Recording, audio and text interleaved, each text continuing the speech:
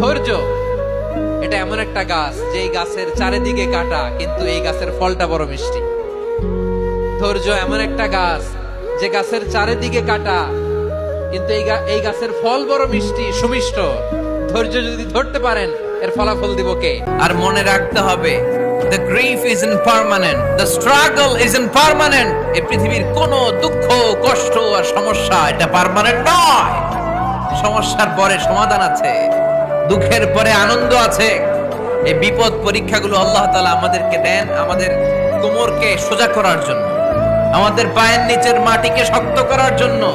প্রতিকূল পরিবেশে কি করে টিকে থাকতে হয় সেটা ট্রেনিং হিসেবে এই পরীক্ষাগুলো আমাদের জীবনে দেয় কে?